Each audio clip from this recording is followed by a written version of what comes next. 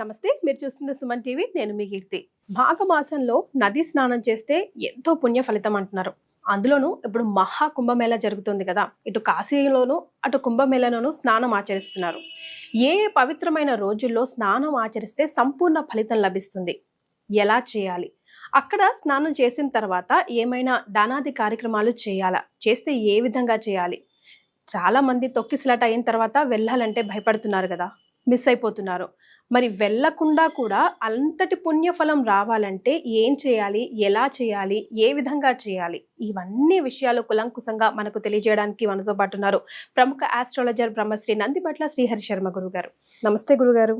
వాగర్థావివ సంపృక్తౌ వాగర్థ ప్రతిపత్తయే జగతః పితరౌ వందే పార్వతీ పరమేశ్వరౌ.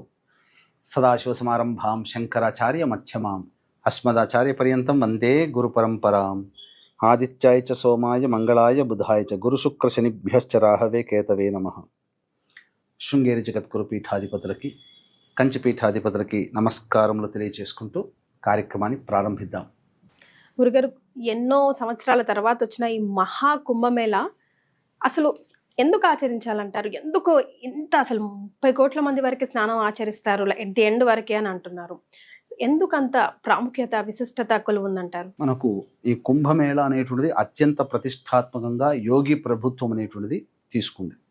ఎందుకంటే పరిపాలించేవాడు సనాతన ధర్మాన్ని పాటించేవాడు. ఈ సనాతన ధర్మంలో కుంభమేళ అనేటువంటిది నిన్న మొన్న పుట్టింది కాదమ్మా.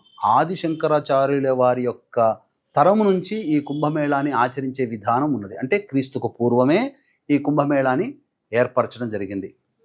కాబట్టి అనాదిగా వస్తున్నటువంటి ఆచార సంప్రదాయాల్లో పెద్దపీట వేస్తూ ఈ కుంభమేళాని చాలా గొప్పగా చేయాలని సంకల్పం యోగి గారికి ఉండడం, ఆ సంకల్పానికి రీత్యా కూడా ఈ విధంగా జరుగుతుండడం చాలా ఆనందదాయకం. ఎందుకంటే ఒకటా రెండా, మొట్టమొదలు అనుకున్నటువంటిది 20 కోట్ల మంది అనుకున్నారు. అంచనాలు పెరుగుతున్న కొద్దీ ప్రజల యొక్క కోరికలను దృష్టిలో పెట్టుకొని 30 కోట్ల వరకు వచ్చారు, 40 వచ్చారు, ఇప్పుడు ఏకంగా 50 కోట్ల మంది స్నానం ఆచరిస్తున్నారు అని చెప్పి. అంటే రమారమి ఒక చెప్పాలి అని అంటే భారతదేశం జనాభాలో సగం మంది స్నానం ఆచరిస్తున్నారు ఈ 40 రోజుల్లో, 46 రోజుల్లో అని. మనకు జనవరి 13వ తారీఖు భోగి నుంచి ప్రారంభమై ఫిబ్రవరి 26వ తారీఖు రోజున అమావాస్య రోజు అవుతుంది సాయంత్రం పూట. ఆ రోజున వరకు కూడా ఈ కుంభమేళాలు జరుగుతాయి, మహాశివరాత్రి రోజున వరకు కూడా. గురుగారు, మహాకుంభమేళ, మేళ అంటే సమ్మేళనం కదా, కుంభమేళకి అర్థం ఏమిటో? మహాకుంభము అని అంటే ఇక్కడ అర్థము మనం గమనించుకున్నట్లయితే ఈ క్షీరసాగర మథనం గురించి తెలుసుకోవాలమ్మా. క్షీరసాగర మథనంలో అమృతం కోసం ప్రయత్నం చేసినప్పుడు ధన్వంతరి ఆ అమృతాన్ని కలశంలో పట్టుకొని, అది కూడా రాగి కలశంలో పట్టుకొని ఉద్భవిస్తాడు, ఆయుర్వేద పితామహుడు. ఆ యొక్క సందర్భంగా దేవతలకి ఈ అమృతాన్ని పంచే సందర్భంలో ఒక 4 చుక్కలు 4 ప్రదేశాల్లో పడ్డాయి. 1 హరిద్వార్, 2 ఉజ్జయిని, 3 నాసిక్, 4 ప్రయాగ.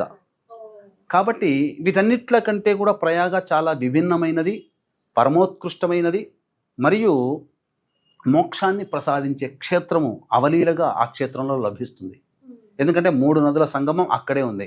ఇక్కడ ఎక్కడా కూడా గమనించుకున్నట్లయితే ఈ హరిద్వార్లో గంగా ఉంటుంది, నాసిక్లో గౌతమి నది, ఉజ్జయినిలో క్షిప్రా నది, కానీ ప్రయాగలో గంగా, యమున అంతర్వాహినిగా సరస్వతి అనేది ప్రవహిస్తుంది. కాబట్టి చాలా ప్రత్యేకమైనది.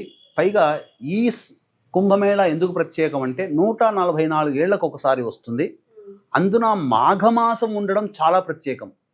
అంటే రవి మకర రాశిలో ఉండాలి, గురువు వృషభ రాశిలోకి రావాలి. ఇవి జరగాలంటే 12 ఏళ్లకు ఒకసారి మాత్రమే జరుగుతుంది. కాబట్టి 2013లో జరిగింది మహాకుంభమేళ ఇట్లాంటిదే.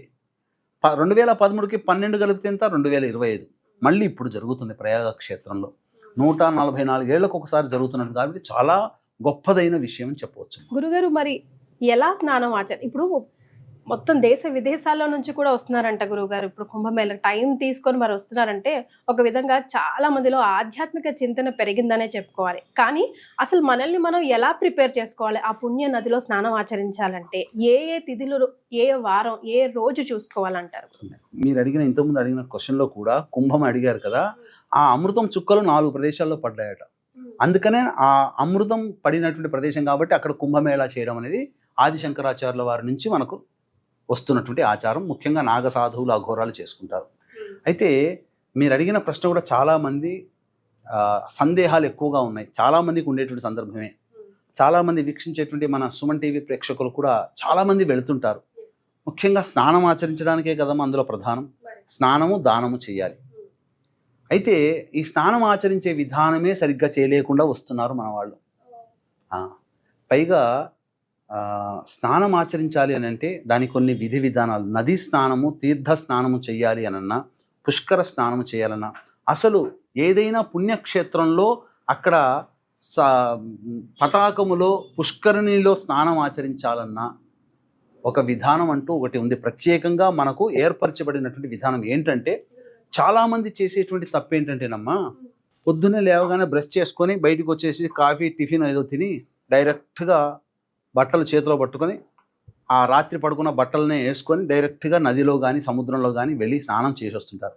దానివల్ల మహాపాతకాలు చుట్టుకుంటాయి. అవునా గురుగారు? అంటే ఎలాగో స్నానానికే కదా వెళ్తున్నాం. చాలా తప్పు. ఎందుకంటే నది అంటే ఎవరమ్మా? మనల్ని రక్షించేది అమ్మతో సమానం. గంగా నది మాత, గంగా మాత, యమునా మాత, సరస్వతి మాత, వీళ్ళందరికీ ఉండి నువ్వు ఒక రోజు ఒక పుష్పము దేవుడి దగ్గర పెట్టిన తర్వాత తెల్లారితే ఆ పుష్పాన్ని తీసేస్తున్నాం కదా, అదే పుష్పాన్ని మళ్ళీ పెట్టట్లేం కదా.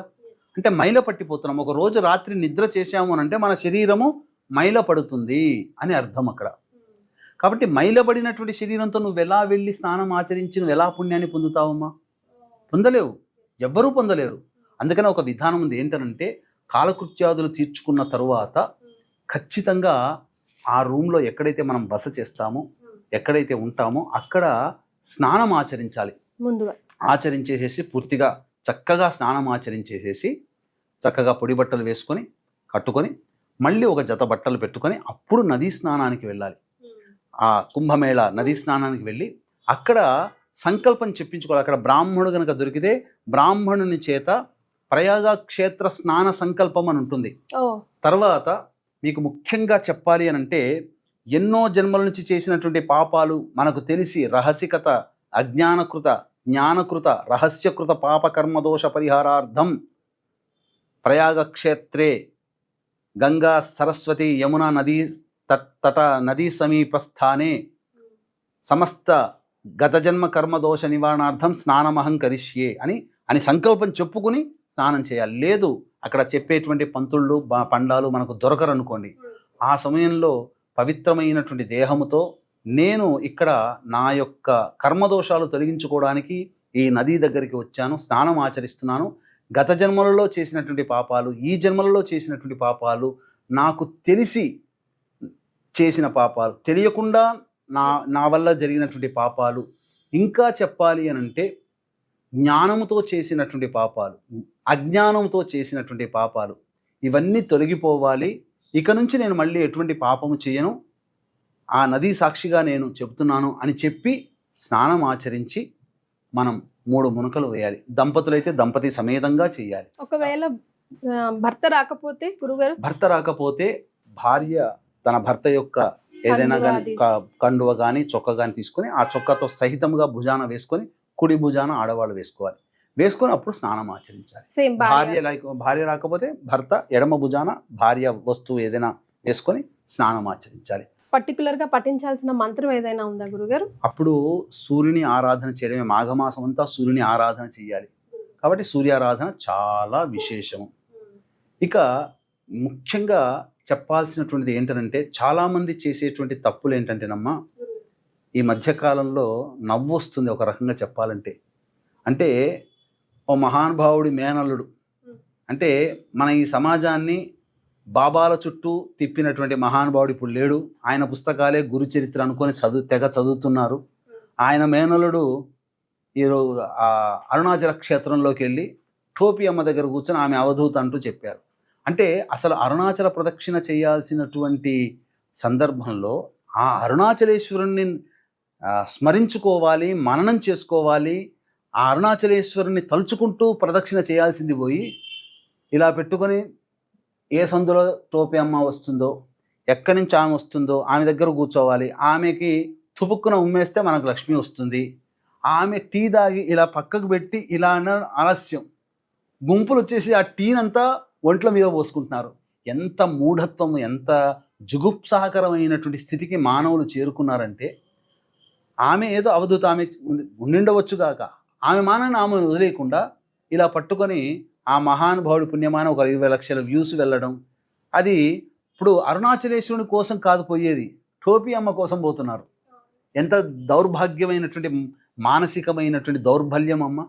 ఈశ్వరుని దర్శించుకొని అగ్నిలింగ క్షేత్రము, కర్మదోషాలన్నీ తొలగించే క్షేత్రం ప్రదక్షిణ చేస్తూ ఉంటుంటే మనసంతా ఆ అగ్నిలింగం మీద ఉండాల్సింది పోయి టోపీ అమ్మ ద్వారా ఉండాల్సి వస్తుంది. ఇంకా దానికి ఒకటి ఏంటంటే, అవధూత కాబట్టి ఆమె దగ్గర కూర్చుంటే నాకు చెడు వాసనే రాలేదు, నిజంగా ఆమె దేవత. ఎంతటి స్థితికి దిగజారిపోయారు మానవులు. అలాగే ఇప్పుడు కుంభమేళాలో ఒక అమ్మాయి, అందరి పుణ్యమానే ఆ అమ్మాయి లాభపడ్డది, మోనాలిసా. ఇప్పుడు మోనాలిసా ఎక్కడుందని చెప్పి కెమెరాలు పట్టుకొని రెడీగా కనబడంగానే ఆన్ చేసేసి ఒక నిమిషం చేయడం, వాళ్ళ వ్లాగ్లో వేసుకోవడం, వ్యూస్ తెప్పించుకోవడం, ఇదే పని అమ్మ.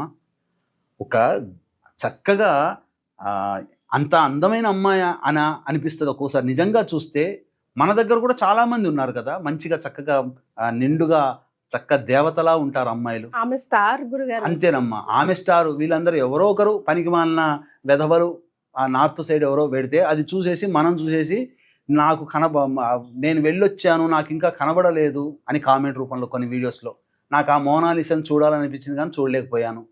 దేవుణ్ణి దృష్టిలో పెట్టుకొని మాఘమాసంలో పుణ్యాలు చేసుకుంటారా అంటే ఆడవాళ్ళని స్మరించుకుంటూ వెళుతూ ఆడవాళ్ళ కోసం వెతుకుతూ ఉండండి. ఇక అసలు ఎలా తయారైపోయిందనంటే, పుణ్యం కోసం పోయి పాపాన్ని తెచ్చుకున్నా. అక్కడ ఈశ్వరుని కోసం మననం చేసుకోవాలి, అమ్మవారిని ధ్యానించాలి, ఆ నదీ దేవతల్ని, అఘోరాలని చూడాలి, వాళ్ళ ఆశీర్వచనాలు తీసుకోవాల్సింది పోయి వీళ్ళందరికంటే దేవుడి కంటే మోనాలిసా ఎక్కువైపోయింది. కాబట్టి ఇది ఇట్లాంటివి చెయ్యకూడదమ్మా. పైగా అఘోరాలు ఉంటారు. ఈ అఘోరాలు వాళ్ళ విచిత్ర వేషధారణ ఉంటుంది, కొంతమంది వస్త్రధారణ ఉండదు. వాళ్ళని చూసి మనము మనసులో కూడా అవమానంగా అనుకోకూడదు, అవమానంగా చూడకూడదు, అవమానించే విధంగా భావన కూడా పెట్టుకోకూడదు. వీలైతే గొప్ప గొప్ప అఘోరాలు ఉంటారు, అక్కడ అన్ని సెక్టార్స్ రూపంలో ఉంటుంటాయి. వాళ్ళ దగ్గరికి వెళ్ళి ఆశీర్వచనం తీసుకోండి, గత జన్మ కర్మదోషం తొలగిపోతుంది. ఇంకా ముఖ్యంగా చెప్పాలి అంటే, ఏ రోజుల్లో వెళ్ళాలి గురుగారు? ముఖ్యంగా ఏ రోజులోనంటే ఇప్పుడు మనకు వసంత పంచమి 2వ తారీఖు రోజున అది ప్రధానంగా చేస్తారు. మన దగ్గర పాటించరు కానీ సరస్వతి ఆరాధన నార్త్ సైడ్ చాలా విశేషంగా ఉంటుంది. వసంత పంచమి రోజున ఒకటి, అమావాస్య వెళ్ళిపోయిన తర్వాత ఇప్పుడు వసంత పంచమి 5వ పంచమి తిథి రోజున 2వ తారీఖు అయింది. అలాగే రథ సప్తమి రోజున, తరువాత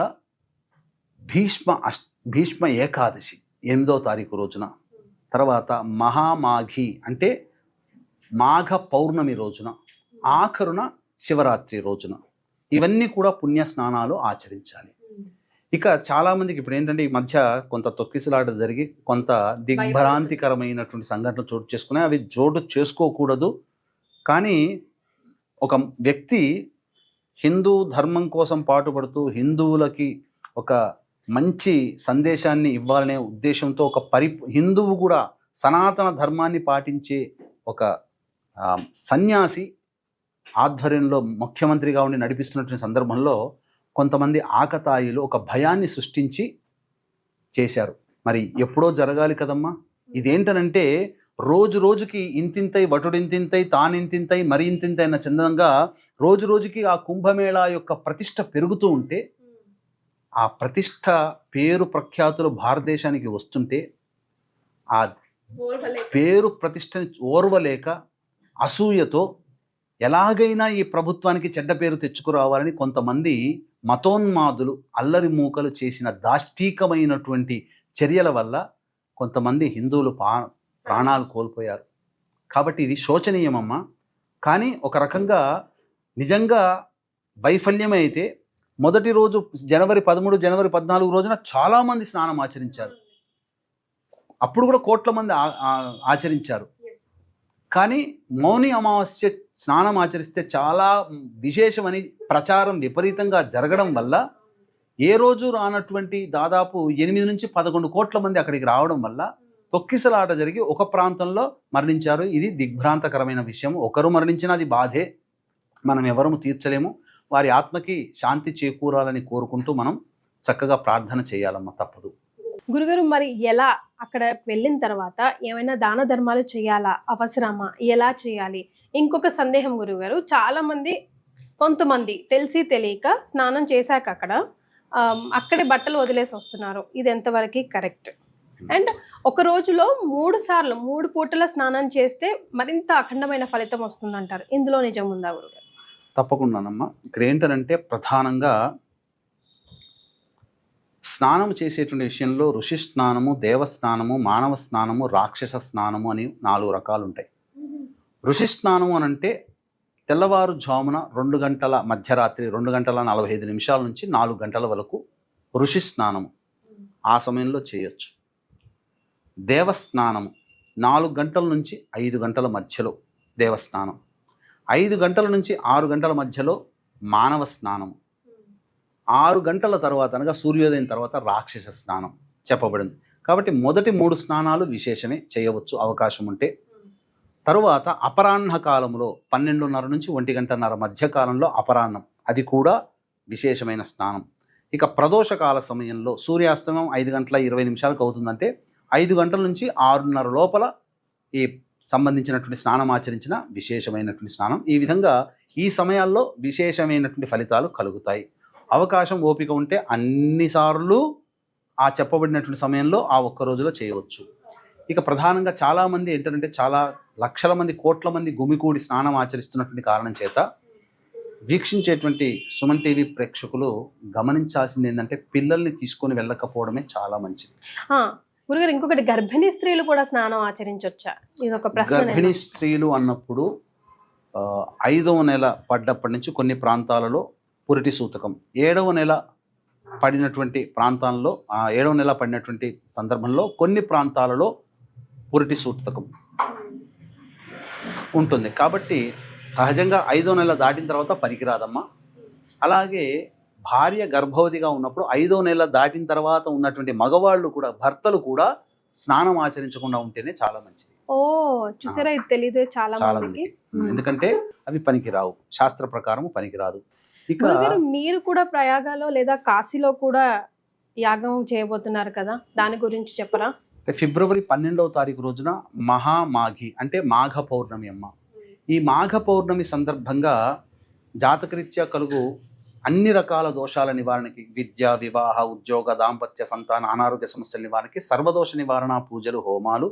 అలాగే ఇప్పుడు మనం సమస్యలు ఎదుర్కొంటున్నామంటే అవి గత జన్మ కర్మ దోషాలు. కాబట్టి ఆ మాఘమాసంలో ప్రయాగ క్షేత్రంలో తిలహోమాలు చేయాలి. అందుకనే గత జన్మ కర్మదోష నివారణ తిలహోమాలు.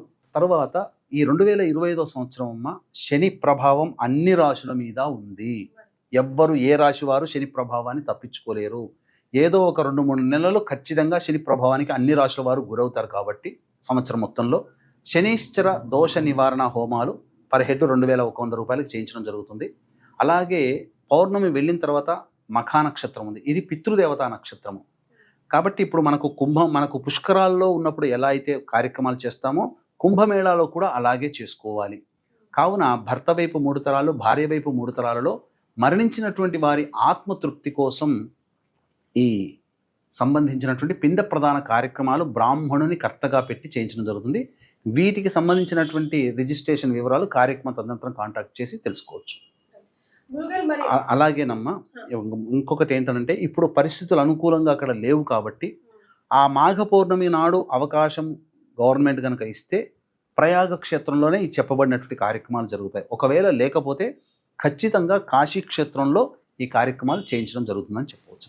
రైట్ గురుగారు, కొంతమంది సందేహం అండి, అంటే ఇప్పుడు కుంభమేళా జరుగుతున్నప్పుడు పిండ ప్రధానాలు అవి, తర్పణాలు అవి వదలొచ్చా? ఒకవేళ దాన ధర్మాలు చేయాలంటే ఎలాంటివి చేయాలి అన్నట్టు? పిండ ప్రధానాలు అనేటువంటివి మనం ఇంతకుముందు చెప్పుకున్నట్టుగా పుష్కరాల్లో ఎలా అయితే చేస్తామో అక్కడ కూడా చేయాలి. ఎందుకనంటే పితృకారకుడైనటువంటి రవి మకర రాశిలో ఉండగా చేస్తే విశేషమైనటువంటి ఫలితం. ఎందుకంటే చాలామంది సంక్రాంతికి చేస్తుంటారు కదమ్మా, ఆ సంక్రాంతి రోజున మనం చేయలేకపోయామే, మన వల్ల కాలేకపోయిందే, అయ్యో అవకాశం పోయింది కదా, ఎప్పుడు చేసుకునే వాళ్ళం అని అంటే ఆ రవి మకర రాశిలో ఉండంగా ఎప్పుడైనా చేయవచ్చు.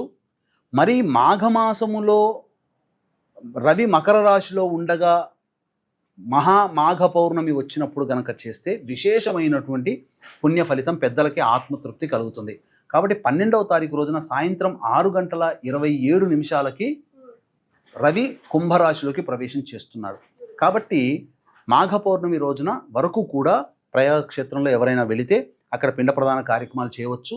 ఒకవేళ వెళ్ళలేని వాళ్ళు చాలామంది ఉంటుంటారు కదా, వాళ్ళ తరపున బ్రాహ్మణుని కర్తగా పెట్టి మనం చేయించడం జరుగుతుందమ్మా. మరి దాన ధర్మాల విషయంకి వస్తే దాన ధర్మాల విషయాలకు వస్తే ఖచ్చితంగా ఇక్కడ ఏం చెప్పబడిందంటే మాఘమాసములో ప్రయాగ క్షేత్రంలో మాఘమాసములో తిలలు దానం చేయాలి.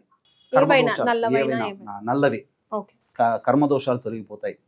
అన్నదానం చాలా విశేషమమ్మా. ఎందుకంటే అన్ని దానాలకెల్లా అన్నదానం గొప్పది, ఎప్పుడైనా చేయొచ్చు. కానీ మాఘమాసంలో ప్రయాగ క్షేత్రంలో కానీ కాశీ క్షేత్రంలో కానీ అన్నదానం చేసినట్లయితే తరతరాలకి కూడా తరిగిపోని సంపద వాళ్ళ కుటుంబంలో ఉంటుంది. ఇప్పుడు మనము 5 ఏళ్ళు నోట్లోకి పోతున్నాయంటే మన గొప్పతనము మన ఇది కాదమ్మా. పెద్దలు మన తాత ముత్తాతలు చేసిన పుణ్యమే ఇప్పుడు మనం అనుభవిస్తున్నాం. కార్లలో తిరుగుతున్నాం, మిద్దెల్లో ఉంటున్నాం, ఎండకి ఎండకుండా, వానకి తడవకుండా, చలికి వణకకుండా ఆనందంగా సంతోషంగా పిల్లా పాపలతో ఉన్నామంటే మన పూర్వీకులు చేసిన ఫలితం. మరి మన తర్వాత తరతరాలకి వచ్చే వాళ్ళకి మనం ఏం చేస్తున్నాం? తింటున్నాం, పంటున్నాం, ఎంజాయ్ చేస్తున్నాం. కానీ మనం కూడా చెయ్యాలి కదా. కాబట్టి అవకాశము, సందర్భం వచ్చినప్పుడల్లా ఇటువంటి కార్యక్రమాలు చేయవచ్చు. అలాగే మనకు కాశీక్షేత్రంలో అన్నదాన సత్రం ఉంది, సొంతంగా జరుగుతుంది. అన్నదానాన్ని కూడా సహకరించవచ్చు ఎవరైనా. కానీ గురుగారు, చాలా మంది ఇప్పుడు మొన్న జరిగిన ఇష్యూ తర్వాత వెనకాడుతున్నారు వెళ్ళడానికి కుంభమేళకి సంబంధించి. అలాగే చిన్నపిల్లలు, వృద్ధులు, గర్భిణీ స్త్రీలు వీళ్ళు కూడా ఎలాగో వెళ్ళలేరు. కాబట్టి వెళ్ళకపోయినా అంత పుణ్యఫలమే, కుంభమేళలో స్నానం ఆచరించే పుణ్యఫలమే రావాలంటే ఏం చేయాలంటారు గురుగారు? ఇంట్లో ఉండి మేము ఏమైనా ప్రత్యామ్నాయం చేసుకునే అవకాశం ఉందంటారా? చాలా మందికి ఇప్పుడు మీరు అడిగిన సందేహమే చాలా మంది ఉంది. కొన్ని సందర్భాల్లో నన్ను కూడా అడగడం జరిగింది, కానీ వెళ్ళాలనుంది కానీ వెళ్ళలేకపోతున్నాం. కొంతమంది ఈ ఇష్యూ జరగక ముందు టికెట్స్ బుక్ చేసుకున్న వాళ్ళు కూడా ఇష్యూ జరిగిన తర్వాత మనకేమన్నా అయిపోతుందేమో అని చెప్పి భయపడి క్యాన్సిల్ చేసుకుంటారు. కానీ అందరికీ మనసులో స్నానం ఆచరించాలని ఉంది, కానీ అందరికీ ఆర్థిక స్తోమత అందరికీ సహకరించదు కదా. మరి అటువంటి వాళ్ళు ఏం చేయాలన్నప్పుడు కొన్ని మనము చేయగలిగినటువంటిది కొంత చేయవచ్చునమ్మా. ప్రతి ఇంట్లో కూడా చాలామంది చేసేది అంటే కాశీ నుంచి గంగ తెచ్చుకుంటారు. కాశీ గంగ తెచ్చుకోకూడదు. కేవలం విశ్వేశ్వరుని కోసం గంగ తన గమనాన్ని మార్చుకొని విశ్వేశ్వరుణ్ణి టచ్ చేసుకుంటూ గంగ ప్రయాణం సాగిస్తుంది. కాబట్టి కాశీ గంగ మనకు పనికిరాదు.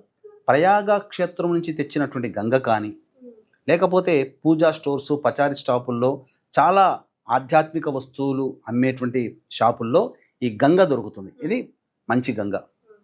కాబట్టి ఆ గంగా నదిని, ఆ నీటిని మనం స్నానం చేసే బకెట్లో ఏ రోజులు మంచివన్నాము? ప్రతిరోజు కూడా మంచిదే. కానీ వసంత పంచమి, రథసప్తమి, భీష్మ ఏకాదశి, మాఘ పౌర్ణమి, శివరాత్రి, ఈ 5 రోజులు, మిగిలినటువంటి 5 పుణ్య స్నానాలు ఆచరించడానికి ముఖ్యమైనవి. మిగతా రోజుల్లో కూడా చేయొచ్చు. స్నానం చేసే బకెట్లో కొన్ని నీళ్లు డ్రాప్స్ వేసుకొని మీ మనస్సు, మీ శరీరం కళ్ళు మూసుకొని తూర్పు వైపున ఉండి అరుణోదయ కాలంలో, అంటే సూర్యుడు ఉదయించడానికంటే ముందు ఎర్ర తివాచిలాగా ఉంటుంది, ఆ సమయంలో దానికంటే ముందే లేచి కాలకృత్యాదులు తీర్చుకొని ఆ సమయంలో నమస్కారం, తూర్పు వైపున నమస్కారం చేసుకుంటూ చాలా శ్రద్ధగా, భక్తిగా మనస్సులో ఒకటి అనుకోవాలి. ఏంటంటే, నేను కుంభమేళాలోకి వెళ్ళలేకపోయాను, కానీ నా మనస్సు అక్కడ కుంభమేళాలో ఉంది. ఆల్రెడీ ఈ భావన రావాలంటే కుంభమేళా విజువల్స్ ఒకసారి రాత్రి పడుకునే ముందు చూడండి. తెల్లారి లేవగానే రాత్రి చూసినటువంటి విజువల్స్ అన్నీ మనకు కనబడతాయి. ఆ కుంభమేళాలో నేనున్నాను, ఆ అఘోరాలతో, సాధువులతో నేను వెళ్తున్నాను, సామాన్య జనాలతో నేను అలా ముందుకు వెళ్తున్నాను. ఆ నదీ తీరానికి, ఆ ఘాట్ల దగ్గరికి వెళ్ళాను, లోపలికి వెళ్ళాను, ఉదయిస్తున్నటువంటి సూర్యుడికి నమస్కారం చేసుకుంటూ నేను సంకల్పం చేసుకున్న ఆత్మ అక్కడికి వెళ్ళింది, నా మనస్సు వెళ్ళింది, అక్కడ స్నానం ఆచరిస్తుందని చెప్పి భావన చేసుకుంటూ ఆ డ్రాప్స్ వేసిన నీళ్లు ఉంటాయి కదా, స్నానం ఆచరించుకుంటారు. శివ శివ శివ శివ అనుకుంటూ స్నానం ఆచరించుకుంటే చాలు. అక్కడికి వెళ్ళపోయినా నీ మనస్సును అక్కడికి పంపించినటువంటి కారణం చేత ఆ పుణ్య నది స్నానం చేసినటువంటి పుణ్య ఫలితాన్ని పొందుతారని చెప్పవచ్చు. అలాగే ఈ ఫిబ్రవరి 12వ తారీఖు రోజున కుంభమేళాలో సంబంధించినటువంటి జాతకరీత్యా కలుగు అన్ని రకాల సమస్యల నివారణకి, గత జన్మ కర్మదోషాల నివారణకి, మరియు ఈ 2025 సంవత్సరం శనీశ్వరుని యొక్క దోషము అన్ని రాశులకు ఉంది కాబట్టి శని దోష నివారణ హోమాలు పర్ హెడ్ 2100 రూపాయలకి చేయించడం జరుగుతుంది. అలాగే పుష్కరాల సందర్భంగా మనం ఏ విధంగానైతే పిండ ప్రదాన కార్యక్రమాలు చేస్తామో కుంభమేళాలో కూడా అలాగే చెయ్యాలి. ఆ రోజున బ్రాహ్మణుని కర్తగా పెట్టి భర్త వైపు 3 తరాలు, భార్య వైపు 3 తరాల్లో మరణించిన వారి ఆత్మతృప్తి కోసం పిండ ప్రదాన కార్యక్రమాలు చేయించడం జరుగుతుంది.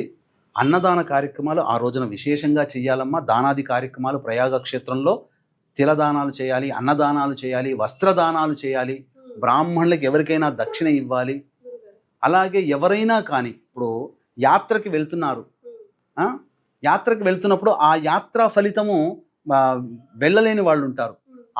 ఆ యాత్ర వెళ్ళే వాళ్ళకి ఏదైనా కొంత డబ్బు సహాయం చేశారనుకోండి, ఆ యాత్రలకి వాళ్ళు పొందిన పుణ్యఫలంలో వీళ్ళకి కూడా ఆ పుణ్యఫలం దక్కుతుంది. అందుకనే పూర్వకాలంలో పెద్దవాళ్ళు ఒక ముందు తరాల్లో ఎవరైనా యాత్రకి వెళ్తున్నా అంటే, రండి పంతులు గారు, అయ్యా ఆచార్యుల వారు, పురోహితులు గారు రండి, మీరు యాత్రకి వెళ్తున్నారు కదా, మీ దారి ఖర్చుల కోసం, లేదా అక్కడ యాత్రలో మీరు బస చేయడం కోసం, లేకపోతే ఇంకా ఏదైనా కానీ మీ ఖర్చులకి వాడుకోండి అని చెప్పి వాళ్ళకు శక్తి కొలది తోచిన విధంగా వాళ్ళ చేతిలో పెట్టి పంపించేవాళ్ళు బ్రాహ్మణుల్ని. అలా ఆ విధంగా కనుక చేసిన పుణ్య ఫలితం వస్తుంది, యాత్ర చేసిన పుణ్య ఫలితం. ఇప్పుడు చెప్పినటువంటి ఇంతకుముందు చెప్పినటువంటి స్నాన ఫలితం ఉంది కదా, ఆ స్నాన ఫలితము అలా చేసిన స్నాన ఫలితం పొందుతారు. ఎవరైతే యాత్రకు వెళ్తున్నారో బ్రాహ్మణులకి ముఖ్యంగా, లేదా ఎవరైనా మన ఇంటి చుట్టుపక్కల ఎవరైనా వెళ్తున్నారో వాళ్ళకి కొంత ధన సహాయం చేస్తే చాలు. సంపూర్ణమైన కుంభమేళా యాత్ర, కుంభమేళాలో స్నానం చేసిన ఫలితం ఏకకాలంలో జరుగుతుంది. అవకాశం ఉంటే జాతకరీత్యా ఉండే దోషాలకి, పెద్దల ఆత్మతృప్తి కోసం పెట్టేటువంటి పిండ ప్రదానాలకి మన ఆధ్వర్యంలో పౌర్ణమి రోజున జరుగుతుంది, మాఘ పౌర్ణమి రోజున, అందులో నమోదు చేసుకోవచ్చు. మీరు కూడా ఎలాగో ప్రయాణానికి శ్రీకారం చుట్టారు కాబట్టి గురుగారు, వీలవుతే అక్కడ వీడియో కాల్ ద్వారా ప్రేక్షకులకి అక్కడ విషయాలు తెలుసుకునే ప్రయత్నం చేద్దాం గురుగారు. తప్పకుండానమ్మా. మళ్ళీ మనకు ముందుకి ఆ యొక్క విజయ యాత్రలో భాగంగా ముందుకు వచ్చి అక్కడ ఉన్నటువంటి విశేషాల్ని మనం తెలియచేద్దాం. చాలా సంతోషం గురుగారు. చాలా ఎన్నో పాయింట్స్ ని క్లియర్ కట్ గా చాలా కులంకుశంగా మాకు వివరించారు. ధన్యవాదాలు. సర్వం శ్రీ ఉమామహేశ్వర పరబ్రహ్మార్పణమస్తు.